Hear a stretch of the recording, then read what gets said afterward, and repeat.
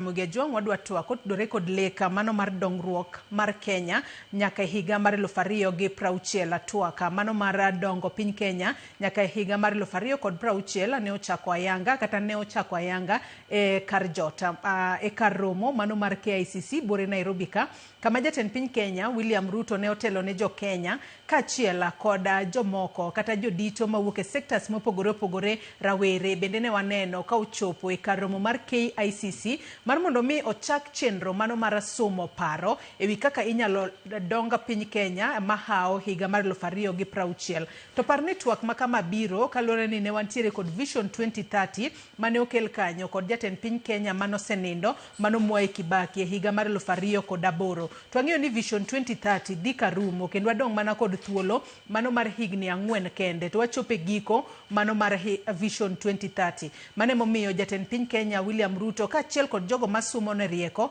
ne oneno ni en okang' makare mar mondo mi koro piny Kenya obedane pinya mondo porane wach ni ka wasetieko Vision 2030 to koro wanyalo sudo mbele e yo machalo nade mar mondo mi wabed kod leka mar dongo piny Kenya obede rang'enya mar pinje ma odongore kata mano miluongo kanyo kod dongere ni first world countries.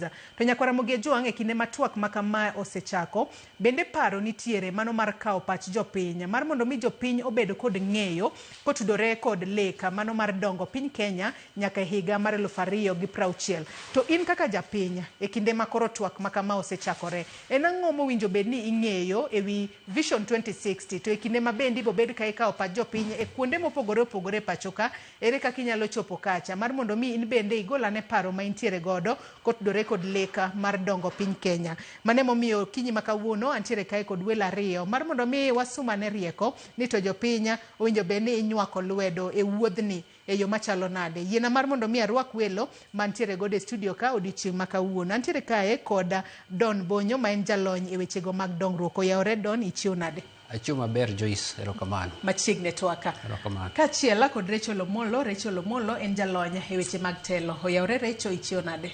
Oyawre ina Joyce, achiu maber kenda moso joneno waduto no pak ruoth kuonde duto mauntiere. Machiegni twako kinyi makawuono. Nyakwara Mugejuang in bende arwaki ni machiegni bed thuolo mar chwalonwa ote paro penjo mora mora kokale namba mar ote machuok 30600. Facebook ibiro yudo wachiel kachiel Ramogi TV X @Ramogi TV. Kan bende nyalo tudri koda e Facebook page mara ibiro yuda Joyce Oduor, mbui mara mar X ibiro yuda @JoyceOduor_. Kocha kotwak marwa yanga odiochieng' makawuono dago mar mondo mi wawinjane report mano losno odiochieng' manyoro ko jafwambo marwa Efi Nyakidi kama oganda jo Kenya biro yudo thuolo mar golo pachgi ewi leka mano mar dongruok mar piny tok higa mano mar 2030 ma owachi kod jakoma mano mar komiti mang'iyo weche mag parono kendo ma en governor e county ma Kisumu mano Ngire Anyang' Nyong'o. Wawinjane report makamano monde.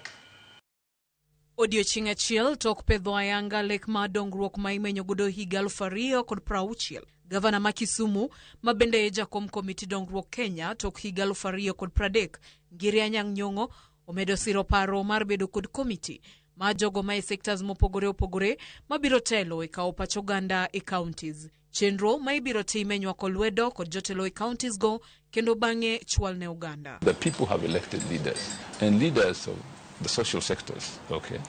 Then we say that this is the conversation we are engaged in about the future of Kenya. What do you think? Okay? And they will discuss and come out with the proposals, and then that will now be taken to the grassroots so that the grassroots are also aware of the issues that are at hand, and they too can come up with issues that they think are important in their own social and economic transformation. Moko kuom sectors malek mahiga 2060 biro miyo pek ahinya oriwo thieth, somo, arita, weche mag wuoth gi tudruok kod weche mag moro oganda. Health, education, infrastructure, security, okay? Even entertainment, okay? You see? So that when you have these pillars clear, then you say, at this point in time, how much has the country achieved in the health sector, in the infrastructure sector, okay? And do these sectors resolve problem of employment? Toka opacho ganda kendo chenro mag lekno yudo sir ibiro chwale od bura mamalo kod mar Senate mondo mi opuodhe. Ponono ni od bura mamalo kod Senate biro puodhe ibiro chwale ne jatend piny mondo miyo chuoye kogno. Elections are coming, fine. Elections must come, but that doesn't stop you from discussing your future beyond the elections. Discussion of issues like Vision 2030 should not be interrupted or derailed because of elections. Elections must go on, but the issues raised on how we do better in terms of development, looking into the future, must continue. Kaluwore gi weche maliekore ni twak makama itimo e kinde ma ok owinjore nikech yiero mabiro. Nyong'o wacho ni twak ma dongruok ok owinjore thir kod yiero ma ni dongruok konyo e loso Kenya manyime. This is what a vision is all about. Setting your eyes on a target to lead you on a journey that change your life positively by doing things now and continuing with those things until you reach the goal where you say, okay, this is now our Singapore. Ne jogo mawacho ni ne ok ogwel gi yuoro nyasi ma pedho lek ma higa 2060 e kar bago romo ma KICC.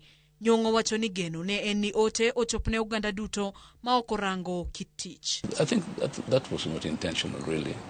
I think the way that the information went to people, it was expected that it went to society as a whole. People were not being invited in terms of religion, in terms of business and so on. The invitation was to Kenyans in general. Whatever the profession is, whatever their age is, whatever their religious commitments are, it was open to all Kenyans. Efinye Kidi, Ramogi TV, Nairobi. Wawinjo kanye yo makare kaka jakom kamiti mang'iyo weche mag parono mano paro mar dongo Kenya nyaka higa mar 2060 mano ma bende en governor e county ma Kisumu Ngire Anyang' Nyong'o oloso to bende chieng' tich adek e kinde mane ipedho ayanga twak makamano bende ne olero kaka ibo bed ka iketo weche yo makare mar mondo mi wuoth kochako to jopiny kik dong' chien. Adona chakodi Don Bonyi winjo kanyo ni oganda jo Kenya koro bro bedo ka yudo thuolo mano mar golo pachgi mano kodore kod leka mano mar dongruok mar piny tok higa mar 2030. Jopiny winjo bed ni ng'eyango kodore kod lek makamae nikech inyalo bed ni iwacho ni bo bed ka ikaw pach japiny to japiny masche moko neno wa e gweng' kocha to ko ng'eyo hie tiend wachni. Erokamano Joyce, gimoro mo beni wang'eyo kabisa en ni higa mar 2000 mano almost igni 26 mokalo ne wan gi milongo ni MDGs, Millennium Development Goals, mane ringo nyaka 2015 mano mar piny mangima.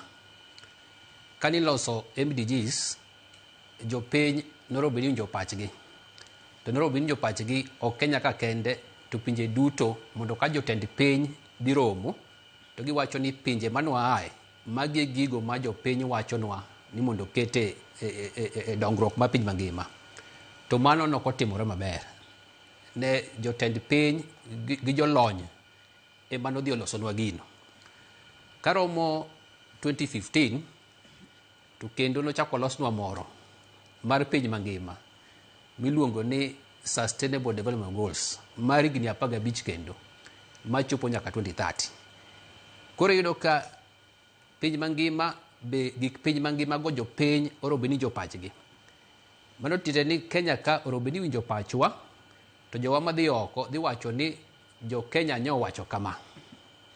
Kidogo Afrika ka be nitie gimiluongo ni Agenda 2063 ma pinje ma Afrika te be noriwore moloso mano to mano bende pach jopiny norobe ni winjo. Tiende ni Kenya ka norobe ni kawo pachwa kapok olos Agenda 2063. Koro kawo pach jopiny ok en gir Kenya kende. Sa asaya mitimo gimoro mar dongruok obed piny mangima obed Afrika ka pach jopiny orobe ni kawo to pok wanene kuma jotendwa kadhi oko wacho ni nyewa romo gi jopiny to magi gik manyaka miyowa. Kiduogo Kenya ka gima koro waluongo ni Vision 2030 ni ji mang'eny ok ong'eye. Tiyudo ka higa mar 2008 kane Vision 2030 ochakore bende orobe ni kawo pach jopiny to noko kawo pach jopiny malong'o.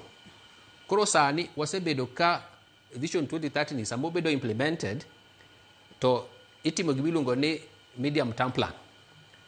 Koro bang' yiero, sama sirikal loso mpango mar higni 5, to bende ikawo pach jopiny kendo tiloso go mar higni 5. Koro sama chimo 2016 ok onego bed ni waringo wacho ni wadwa kawo pach jopiny kapok wang'iyo ni to kinde mokalo ka wasebedo ka kawo pach jopiny nang'o.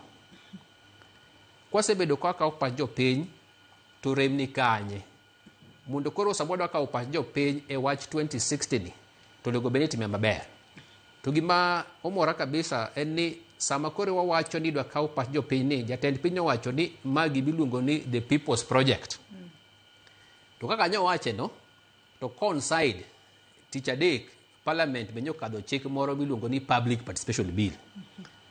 To public participation bill ni nokotere gi sirikal, notere gi wabunge ariyo, wabunge ma iluongo ni Chepkonga na Bukoi to Gutinda Mol. To king'iyo chik no, koro temo miyowa yo monego bed ni kawo go pach jopiny malong'o. Koro onego gimoro matimo kuongo, onego wapuonj jopiny ni chik ni wacho nang'o. Mano chik mar public participation. Kamano, kapok wachako kawo pach jopiny, to onego bed ni puonjo jopiny chik manyo kadhi gi bunge ni wacho nang'o kaka onego watim ang'owa public participation. Koro the first step onego educate jopiny ni chik nitie manyiso kaka public participation otim nade oromo tim.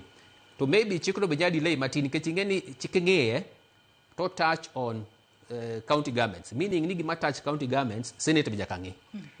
Kapo ni bunge nyose kadhe ka senate bo winjre kode to wadhi bedo gi chik. Koro sama wang'iyo 2016 to dak wang'iye ni pach jopiny ikawo kaka chik dwaro. To another thing en ni ji adi moromo winj pachgi. Jatend piny owacho ni ma is the people's project, the people en ji te. Koro yudo ka joma nie Kenya ka sani, jo National Bureau of Statistics temo wachonwa ni higa mar mwantie sani ni korumo to nego wabed ji 58 million.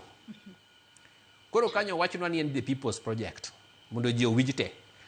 Wapenjore to ji million 58 gi idwa winj gi nade.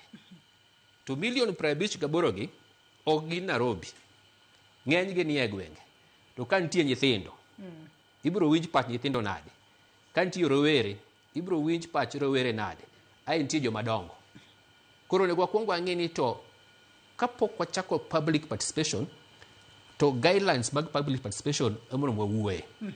Koro chik temo wachonwa ni gini endi en ministry mar iluongo ni National Treasury and Economic Planning. Koro National Treasury and Economic Planning step mokwongo gibro golo guideline ok mar public participation kende mar kaka gino romo losi.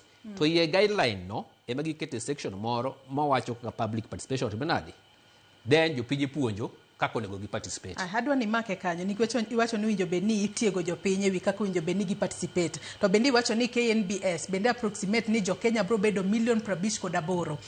Ji million 58 gi winjo beni chopo ne kila ng'ato kosibo bed ke chopo ne ji e yo machalo nade. To chenro mano mar tiego jo Kenya ewi kaka winjo beni kawo pachgi ng'a winjo beni timo. Recho yena mar mondo mi arwaki e twak. In kotudore kod wach mar kawo pach jopiny makoro winjo beni kaber to ji duto million 58 yude thuolo mano mar golo pachgi kotudore kod lek mano mar dongo piny Kenya mano ma higa mar 2060. Erokamano Joyce. En discussion maber ma wan godo kaka oganda mar Kenya sani. Gimomiyo wacho kamano en ni kata in e odi kata nyuolau nyaku chake nuparo ni wan to kata an individually ni ere kama dwa bet e higni 5 mabiro, e higni 10 mabiro, anera nadi kaka dhano. Omiyo ka seche mobet ni koro kero neno ni kaka oganda onego wabed piny wapenjre niya ni wadwa bet nang'o in another 30 years to come. Kato bedo ni ento noko wacho. Odwa ni jo Kenya mamondo wachi ni udwaro ni agenda ma the next this agenda obed for how many years. To nyaka wang'i ni seche midwaro ng'iyo ni adhi kacha nadi, ora dwa chopo kacha nadi, to nyaka ing'e ni kanye, to an kanye, eka mondo inform how you are going to go forward.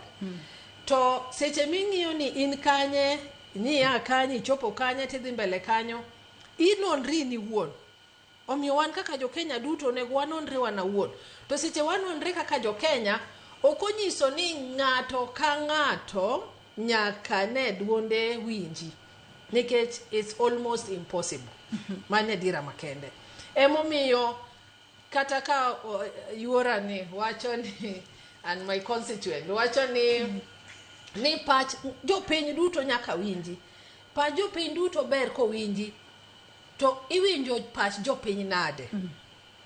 Pach jopiny iwinjo through public participation sani, nikech mano chik according to the constitution. To king'iyo kata bill mowuoye no mano bedo passed nyocha on Wednesday, bill no jogi no wuotho I think from March ka gidwa redefine how public participation onego bed ni timo, matino kao pach jopiny kendo. To kata seche magi kao pach jopiny no, ibo yudo ni ok jopiny duto kuonde mane giwuothe nochopo.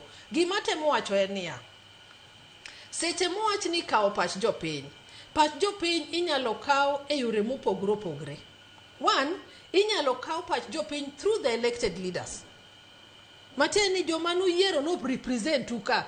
We believe ni gine duondu, gine magidhi wuoyo on your behalf. To penjo mabe nyalo bedo ni penjo bende jopiny nitiere kod geno ne kuom jogo mane gi yiero mondo chunge logi yo makare gi sani adiera. Wabo chopo kanyo.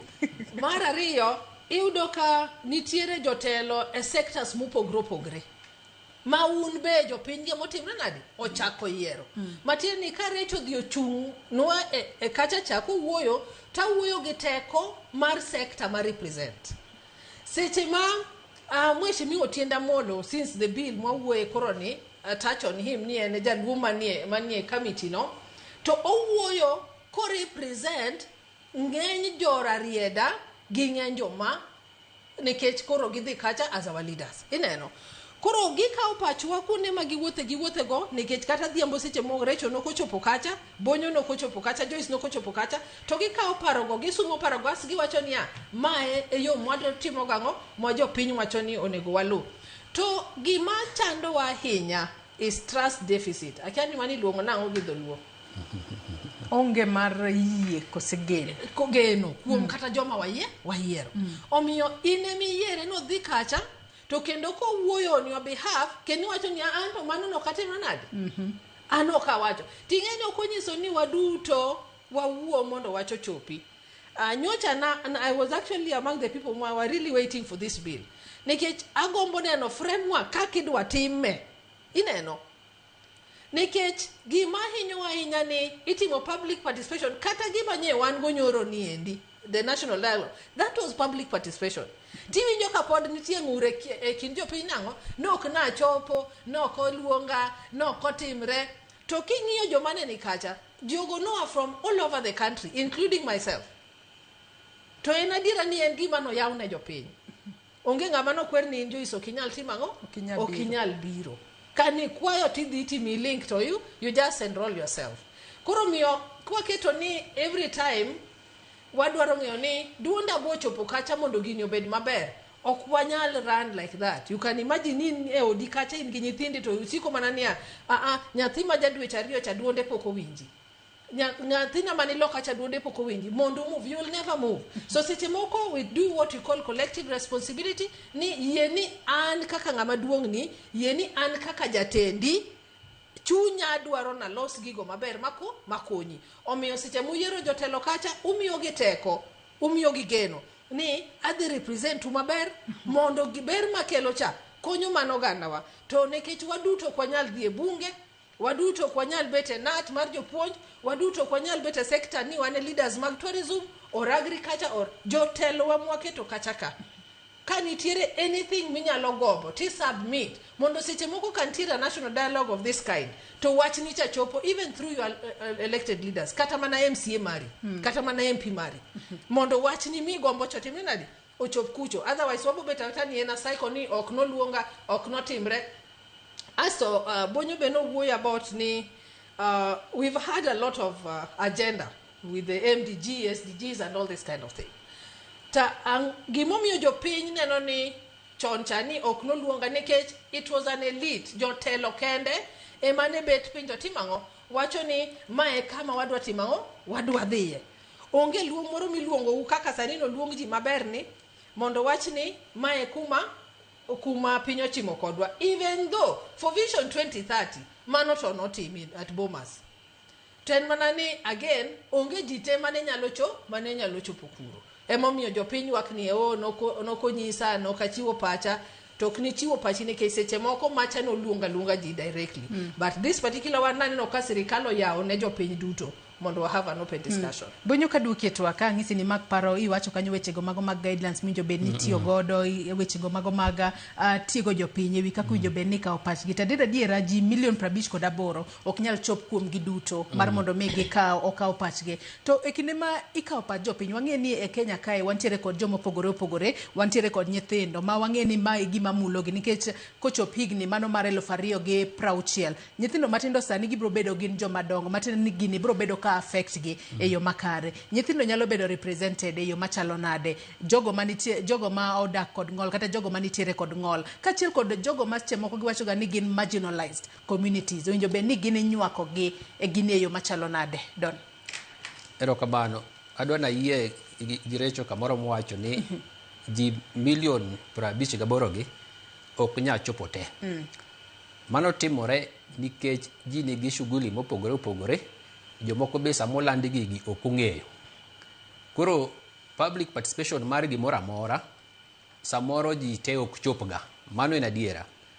Mar ariyo en ni awacho ni wang'iye ni wasebedo kwatimo nade e weche mag winjo pach jopinygi. Wasebedo kwatime nade to kanye mantie rem monego watime maber.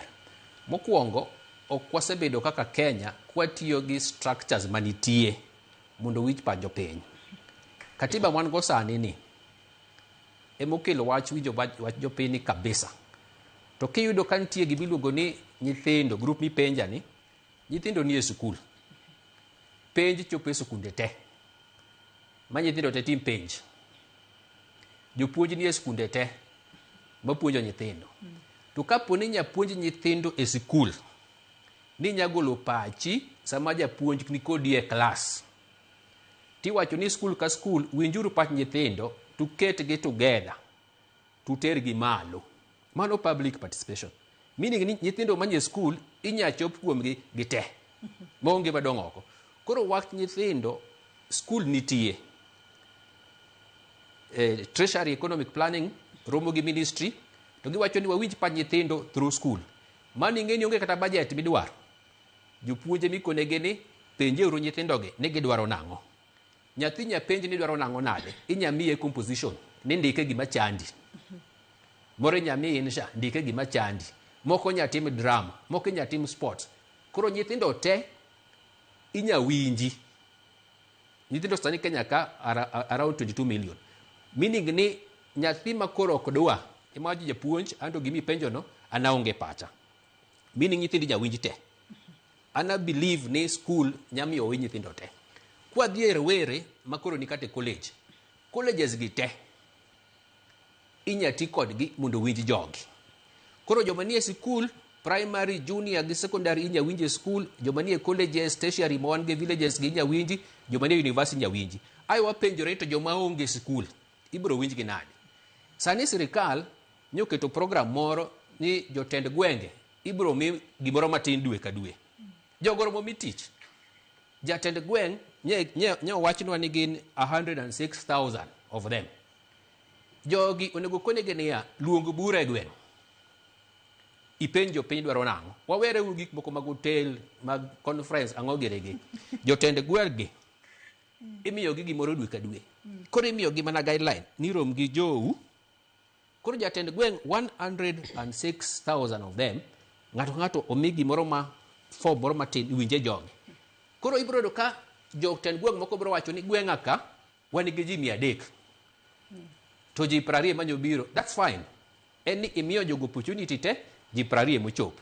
Gweng machielo gi ji 600 ji 500. Ananeno ni jotend gweng manyo ketgi omi tijno. Tibro ka gino kwatiyo gi system masani to jatend gweng kosekete ka to bro bedo analyzed e yo mayot. Gweng makamanyo wacho kama to kochopo malo koni to koro bedo mana analyzed. To kichopo kama koro Recho wacho ni jotendwa ka.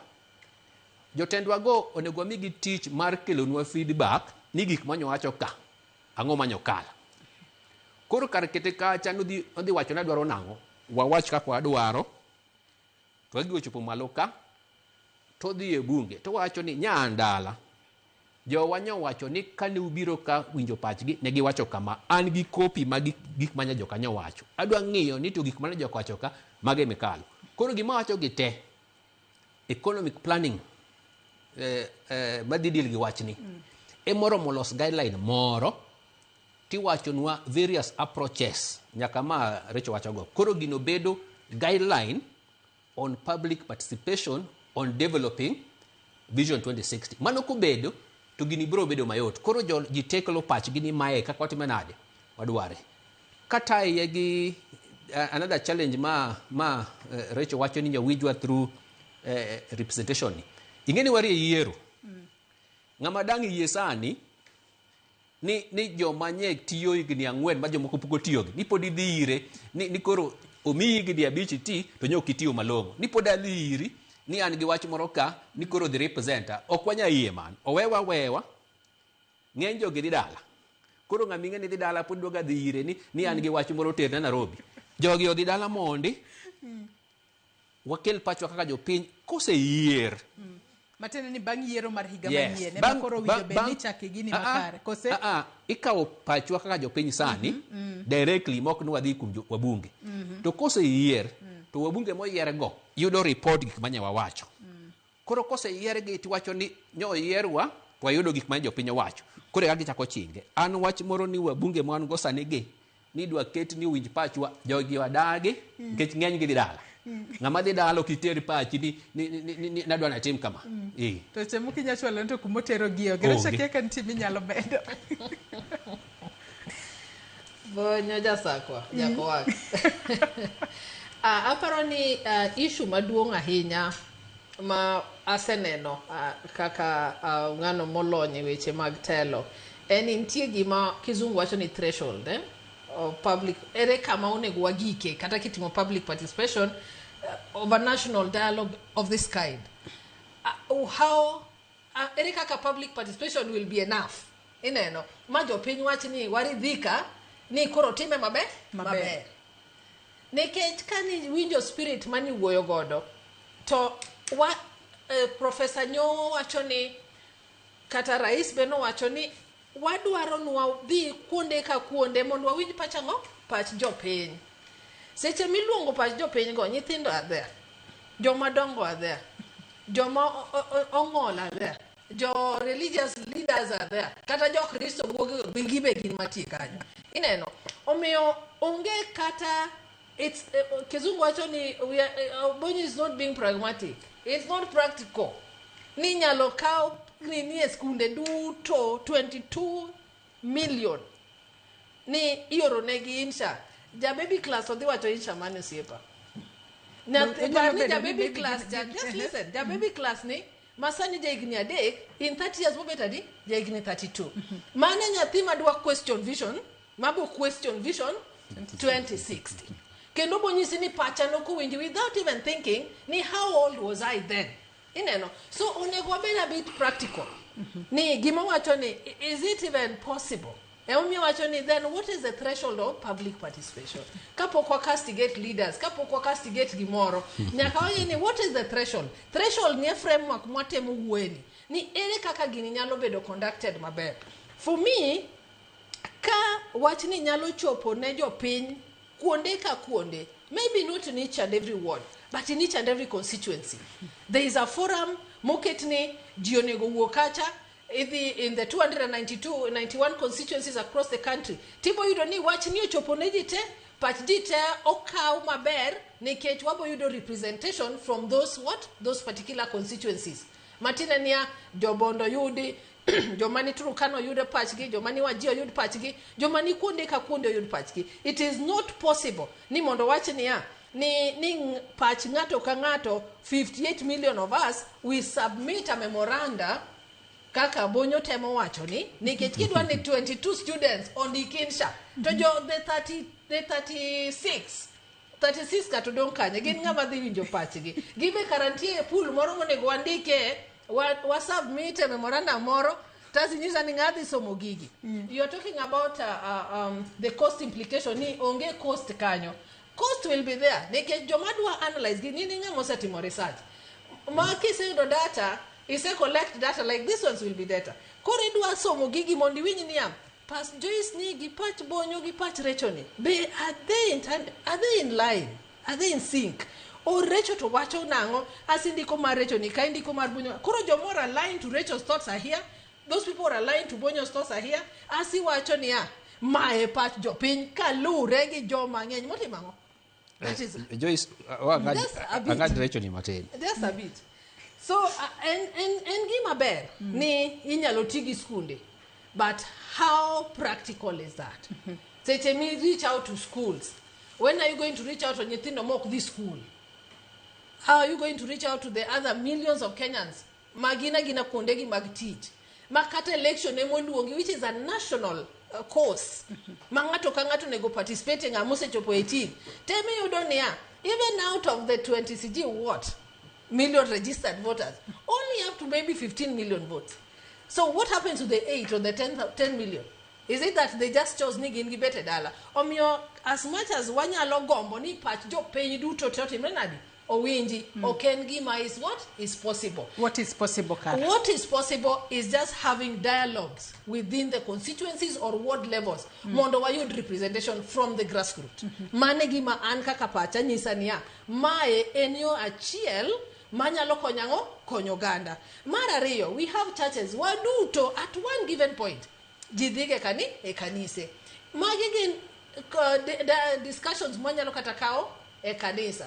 Udhi kacha to padri wuoyo to nyiso jopiny sirikale paro kama unu uparo nadi. Ineno to kanitie ngama nyalo collect that data. Once again it is collected. Kendo nyiso wani gini kosebedo collected I submit kama. But it is not possible. Ni we avoid conferences, it is not possible. Ni we avoid such meetings of seminars. Nekech kata site mikao public participation itero kata mana majo at Siaya county level. Ni ntiere bill moro magidwa yudo pach jopiny about. To nyakangi have a small conference. Nyakangi ket gi boardroom moro. Mondi winje pach gini wacho na. Okay, give me the ticket pap kamae. Iwacho niya waduto wawuo. Ni neno kakacha ne opongi ji. How many people spoke, for example? Diadima no yudo thuolo mondo kata giwachi gima gitemo gidwaro wacho. It is not almost possible always ni mondo pach ji te mondo winj at any given point. But ka ungi representation, I believe as a leader, that's why you chose someone. To kikwa wachi niya jotendwa dhi dalan ka gidhi dala to ber na malich nekech kore ka dhi bede mpima bodo. Koro Joyce, adwa ni Recho adoni chikiti mateni kapok wang'iyo gini matut. Awacho ni phase 1 en kapok oyier. Period mariyo kapok oyier ni emana wacho wanya save a lot of cost. Mano number 1. Period mariyo ni wawere gik mako mang'eny mabro ketho pesa. Warito opportunity kose yier tinya tigi pesa malong'o. Mara ariyo, participation mawueni winjo pach ng'ato. Onego wapenjre ni en ga ng'a madhi winjo pach ng'a. Adoke chien tawacho ni japuonje manie sikul nya winjo pach nyathi. Nikech winjo pach nyithindo pile. Ja baby class mo wacho no ka kech kayo, bro wacho ni kech kaya. Dala wanyo kwa chiemo. Waonge pi. Ja nasari mo wacho ni japuonj nasari karobo ge nyathi to nyathi wacho ni nyewa nindo kech. Ka nyithindo siko wacho ni ginindo kech, tibiro wacho ni kech chando ji. Nyoka luokora, ibiro wacho ni pi onge. Okochuno nyathi matin ni dirom gi joma dongo kamoro. Japuonj ni ema winjo ga pach nyathi ni pile.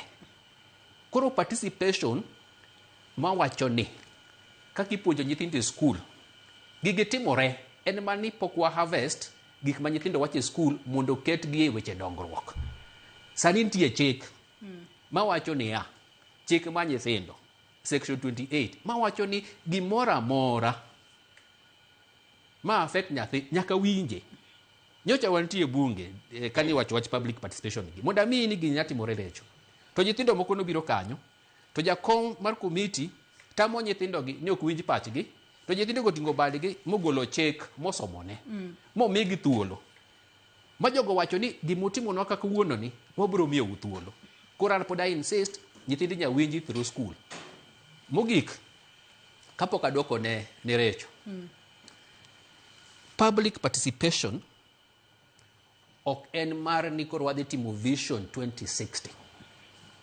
En gima timore pile. Programs mag sirikal itimo.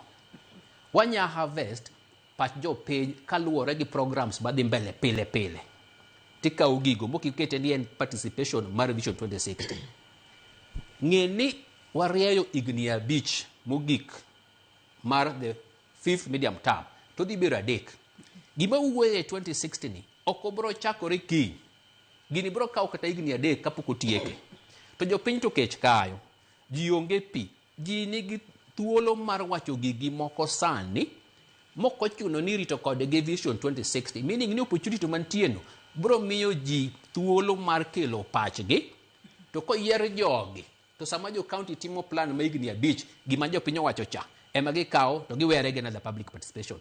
Sama the national government timo igni 5 so opportunity magigi nitie. Being pragmatic is possible. To nego kwongo winjire ni kachik owacho ni jopiny te nyaka winji. Ang'o mi oda tamre ni jomoko ok nya winji. Ok waket gicha kucha to duog report ni wan gi ji 58 million. Ji million achiel mane winji. To kwanya chako wacho sani ni jomoko ok bro winji. Ang'o mi owacho ni ji winji te to wachako waringo ni ok nyalre. An gini nyalore pok watime atima. Ka kech kayo ji doge ji te chiemo. Ang'o miyo ka kech kayo ji timiyo ji te chiemo. To sama koro joni winji pachi tiwacho jomoko ok winji pachgi. Right to participation is just the same as right to other things. Koro kachik wacho ni miyauru education en ratiro mara to sirikal timo matek mondo miji te education. Miyauru chiemo omiji te chiemo. Miyauru ngima maber. Kachik kendo wacho ni miyauru thuolo mondo winja miji te thuolo. Kik wacho ni jomoko gik mo wacho mang'eny mag civil society, churches, kiango mago biro bang'e. Sani en mwananchi.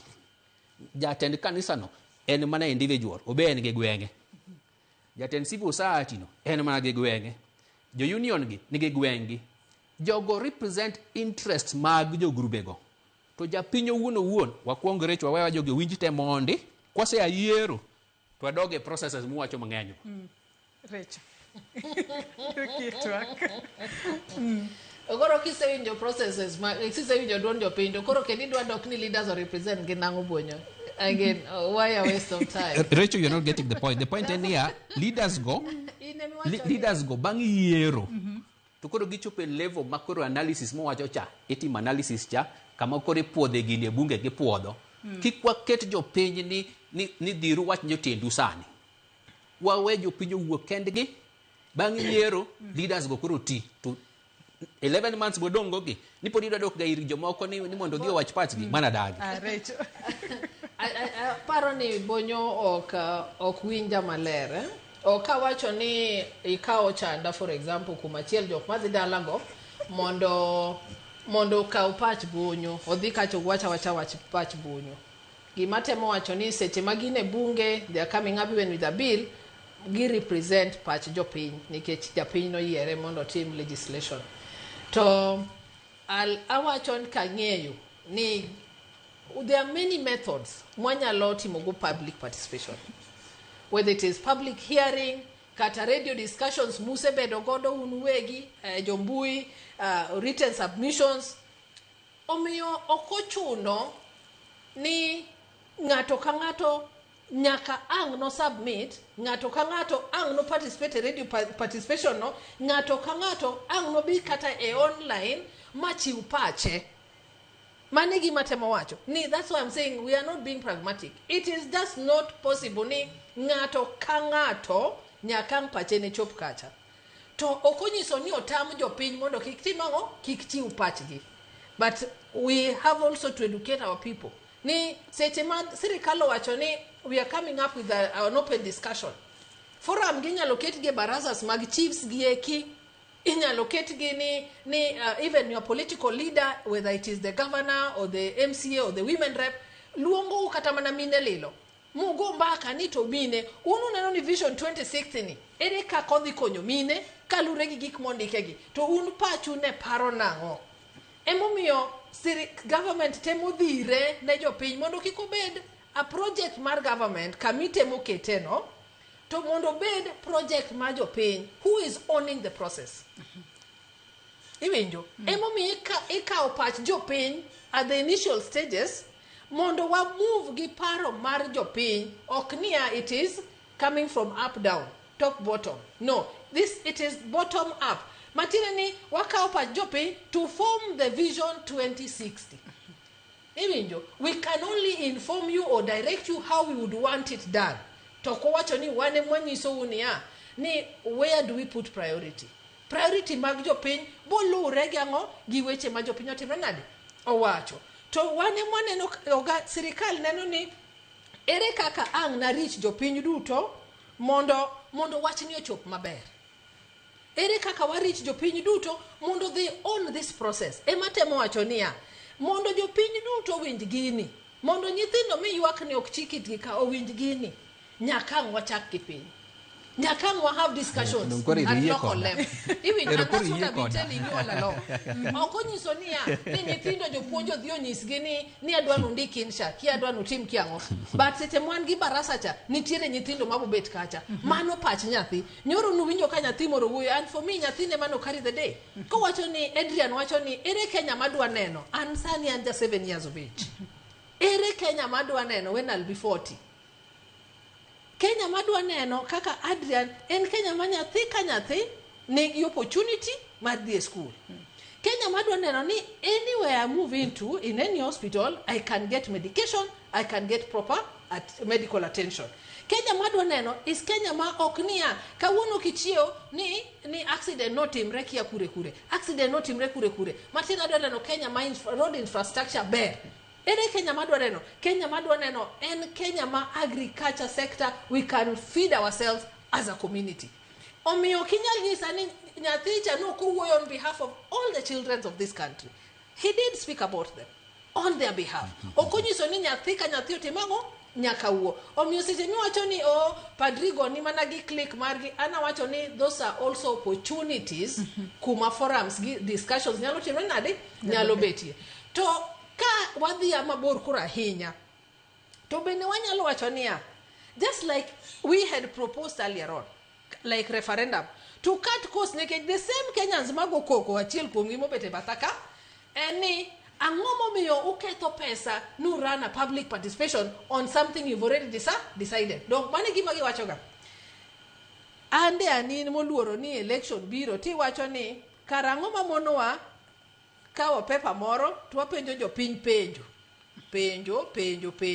seche ma ng'ato dhi vote cha to yudo opportunity mar ang'o duoko mago miriambo mano bende nyalo konyo these are just suggestions ok wacho ni magi gik ma sirikal dhi timo these are suggestions we've said it before it is not something that is new to Kenyans and gima is actually possible ni seche midhi vote kachacha tika opportunity mari bende I answer something mukete bathe kacha asidhi dala ni kumidwa idwa dhiye so we'll be engaging Kenyans on a single day to most importantly adwa ni jopiny mondo ng'e ni election will come and go leadership will come and go we keep changing them after every other year after every 5 years we bring in new leadership omiyo seche mwa ng'iyo ne to wadhi nade kaka oganda okwangiye based on current leadership emomi I don't want to tie it to the outgoing leaders mawango as Bonyo puts it ni jotendwa go dhi dala koro kikwa michikitgi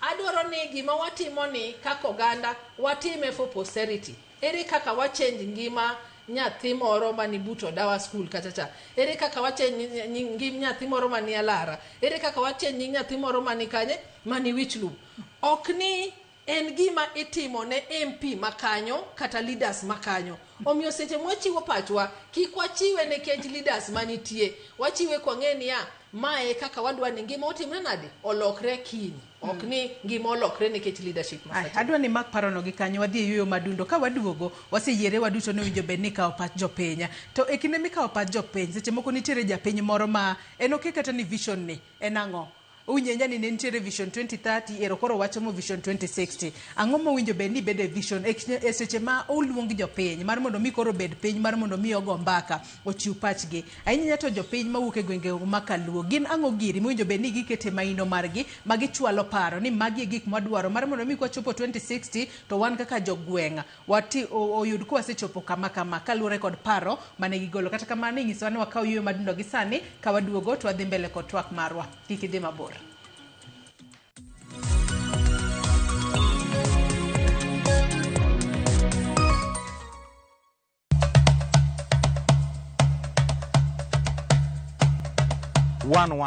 Chenro malero kitwa gi timbewa kod puonjo dholuo. Sani upuza ni uluongwa no mabuda. Koro mwan mabuda ni girieko mwan koro mathin man kuro mar ng'engno. Ema osokelo nu sida. Wasewuotho mar kelo ni juok ogandawa kod ber magisekelo e ngima onagi. Dayo ne puonjo nyathi manyako kosechope ode puonje kaka onego oriti family mare. Rikoda an James Rabala Kwase Rajabu Owarga Chie. 111 Jumapil saa 12:30 odhiambo.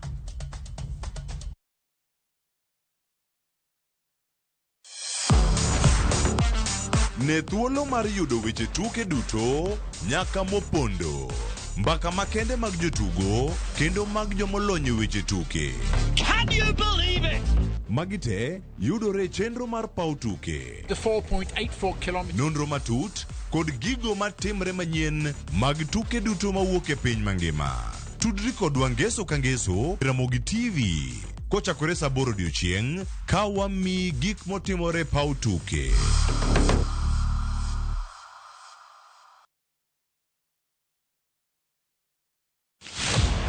E chuny weche duto, rawere nigi duola, paro kaachiel kod chia. Wajo Kenya wate but wan gi cultural background gi kuma wae gi homes wa.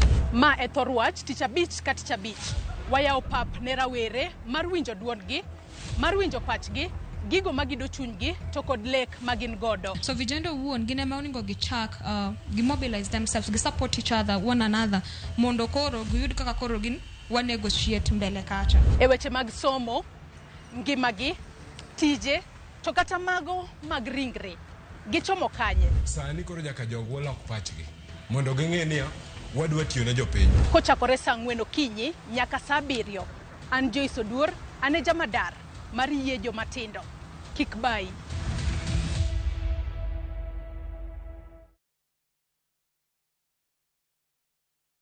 Jumani erogo manyithindo.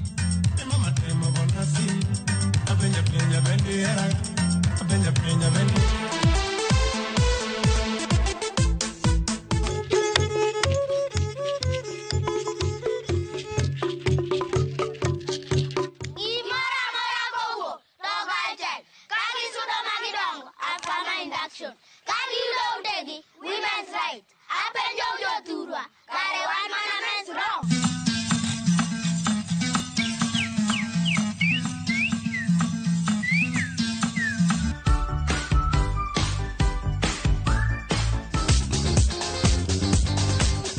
Mandazi matano. Nikitoa mandazi matatu, yanabaki mandazi mangapi? Mwalimu, ukipea mandazi matano na chai na maziwa. Hawaishi jamani shule na ama. Rogo mar nyithindo. Ngeso chakre saa 3 okinyi. Kik bai.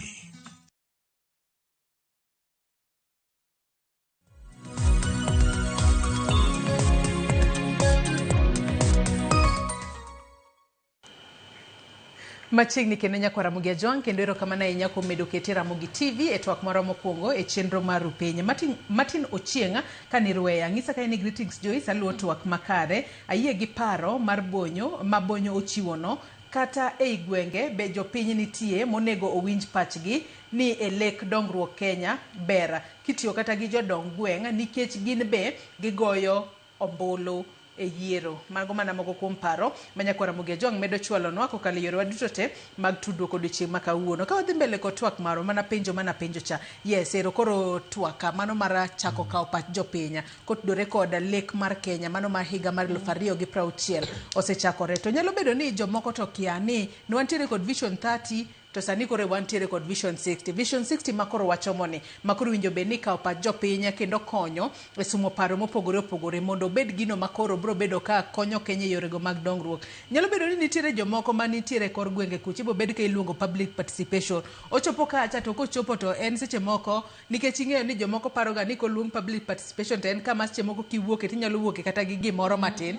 tidok godo ot. To en seche moko dhi gi paro moro ni adhi wuok gi gimoro to kia ni ang'o mwinjo bed ni owacho kacha. Ang'o mwinjo bed ni ang'o manitiere e vision ma jopiny winjo bed ni ng'i ahinya to jopiny manitiere gwenge ma Kaluo Bonyo mwinjo bed ni kete maino mondo obede Vision 2060 makoro wago e mbakane. Mokwongo en ni poko wach ni jopiny na ang'o miyo ken Vision 2040.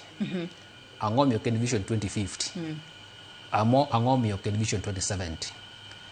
Intie gigo maka sirikal pango to nyaka higni 5 mondo tieki. Intie moko makao higni 10, intie moko makao higni 15. To gima iluongo ni Vision 2060 en ni kochakore 2030 nyaka 60 mano higni 30.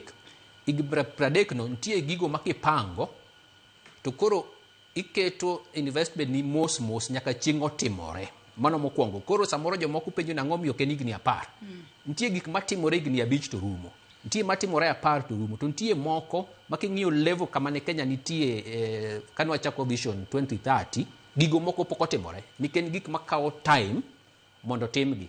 Koro mokwongo en ni japiny nyaka ng'e ni samoro gima chandi e dalani ka nitie mano minya timni in 1 year to rumo. Nitie moro munya timni in 5 years to rumo. To koro mari oganda te nitie project moko madongo mabro kwayo mabro higni mang'eny mondo timre nade. Koro kama wacho nyaka puonjwa ni to planning itimo nade. Katiba marwa omiyo national government teko mar national planning. To katiba no kowacho kaka romo time. Emomiyo nye winjo ka jatend piny wacho ni chik moro romo bede ni planning itimo nade. Koro planning kako panka kiti planning bro miyo wang'eyo nang'o mikete higni 5. Ang'o mikete higni 10, ang'o mikete higni 15. To gigo moro modonje e vision ni. An kaka nene Joyce, katiba marwa already osewacho gigo ma sirikal romo timo. King'iyo economic and social rights for example, education ni kacha, health ni kacha, pi ni kacha. Koro Vision 2030 ni orobeni konyo wang'eyo ni gigo moro di ondike katiba gi ibro tim gi nade nyaka chieng' moro ngimawa lokre level moro machalo gi pinje moko mane timo ga gigi. Koro gisani okane tiende mar chakwacho ni japiny ni dhi wach ma oromo wegi aweya gi wach gi magi feel ni chando gi whichever angle. Koro analyst ma Richo wacho ka obio ting mar analyzing gigi ni gima jopiny wacho ni ang'o madwa ni wakete e 30 year plan, ang'o madwa ni wakete e 15 year, ang'o madwa ni wakete e 5 year. To kokel gi together to koro bro golo direction. Koro kanyo to ayie kode ni experts mo wacho ka nigi ting moro mar analyzing gigi te. To kose ket gi together moter gi e bunge mopuodh gi kamoro be nitie chika maybe Rech bro wuoye ido ka county government samotimo 5 year plan cha titere e county assembly tikade to knyal loke kendo. To Kenya ka nyocha watimo gik moko national government planning gi ok ter gi e bunge. Gima nyocha tere bunge en ang'o? Budget kende. Koro kotere e bunge to bunge ka kokade to bedo chik, meaning ni bang' yiero higni 5 jomo chako yier bro mna dhi mbele gi gini. Koro kata yier the next 5 elections tido ka mondo ng'ado lok gini koro bro tek. Gisani okane kadang' awach ni keturu ma jopiny weya mondo wach part gi mondi kaka ngima gi chalo. Bang' mano ukore ka Recho giri manie kiwango mar analyzing gigi bro koro wacho ni education kore timono nang'o, pi timono nang'o, ndare timono nang'o, tije miyo nang'o, project madongo puothe timono nang'o, ngima olokre nang'o. Koro sani na feel waweya open ji wacha kaka dware, then jomomi teach mar analysis go obi analyze nwa to wachnwa nyumiyo magi kaka walose. Recho in korka kore. Erokamano. Mokwongo eni gimomiyo Vision 2030 may be failed. Eni it was not anchored on law. Ma chuno sirikal manitie ni mae kaka nyakiti. Ineno.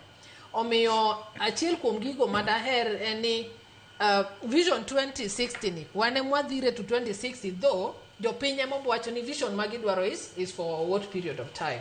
Koro nyaka wa anchor whatever we do in law mondo obed gi legal backing. Mondo gima koro bonyo wacho cha ni sirikal biro to agenda mar sirikal mwang'e ahinya is based on their what? On their finance bill. Matiani gik ma sirikal dhi timo. To can that also align to Vision 2060? Even now, can it align to Vision 2030 marumo in 3 years time? Ineno, mane kama issue obeti ahinya nikech sirikal ni donjo to obidonjo ga agenda mare moritrego. Okong'i ni piny ni endi bende nitiere ga agenda monego watimre nade? Monego watim gina papers kacha. He spoke about the MDGs which was 15 years. Onge chieng' mwaduoge chien wacho ni kata ka notimre maybe I did not see ni koro wa evaluate kata mana Vision 2030 onge chieng' mane wa evaluate ni wachopo kode kama for the first time no time mana nyocha mani nyiso ni under political pillar one gi 60 something percent this economic pillar we did like this and social pillar and the like. Omiyo ka wanyalo bet gi evaluation process in between ma under the Vision 2060, if it will be a Vision 2060, we have short-term goals, medium-term goals, and now the long-term goals, things which by the end of the 2060 we shall have achieved. Mano bokonyo ganda wa zaidi kabisa. Emomiyo kango chope bunge kucho to koro nyalo task kata rais ni to bende are you aligned gi path mar development majo Kenya no timre nade majo Kenya no wacho. To of importance also to note adira makende king'iyo kata weche mane ji wacho there's nothing new. Issues pod gin mana security, issues pod gin mana reforms, issues pod gin mana education, health sector, gina the very same things. Matineni, we don't just need it farmed with a legal backing. What we need is intentionality of the government of the day. Ni bende wanyalo timo gini. Gima jo Kenya dwaro ni bende wanyalo timo. Otherwise, bobedo kaka wasibet gi policy papers mang'eny, ticket ogiaketa kacha, kata counties beni gimagi gilongi ni CIDPs ma counties bende giketa shelves kanyo onge ng'ama wuok to wacho ni kata governor mar ginia ini wacho nwani within your first 2 years this is what you shall have done. Even when they're giving the address, they give a national address or county addresses every year. No one tasks them. Ni koro iti se chiwo duondi. Podi beda ka wadwa penjo. Gichiwo to giti nade? Giwuok. Mondo jopenye ni yes, ini nyiso gik minyiso wagi to wanto kwanegi. Why aren't we feeling you? Omiyo, any policy document that is done must be anchored on law, and secondly, can we have a mechanism in which wanyalo neno niya gigi are implemented? To weche giduto wuok mana kuom jopiny, and they are not new things. Ipenjo wach moro maber ni ere kaka jowa ma joka joluo nyalo neno ni wechewa mahinyo wa kaka oganda timna nadi ochope Vision 2060. Wadwaro ni economy ma joluo timna nadi odongre. Ere low hanging fruit ma wan gi nam blue economy. Ere kaka this blue economy is also embedded in the Vision 2060. Ere kaka infrastructure mahinyo wahinya makata kane wan gi chamwa moro mwadwa uso tiyudo ka kata yo ma ilu madang cham ni chop kumitere timna di onge. Ere kaka wanyalo neno ni instead of having the fish plant mane Alion wuyo godo, and though her she talked about maize, ni wambi wan gi processing plant marwa Nyanza, not in Thika. Ineno, how do we develop our region? Magi gik ma I expect jowa madhi wuoyo mondo task the government. Ni wan kaka wan jobondo. Wagombo ni wabede gi processing plant moro, mar fish processing plant moro kaje, moro usengeka. Iseloso nwa paya, we are grateful. Iseloso nwa ndara, we are grateful.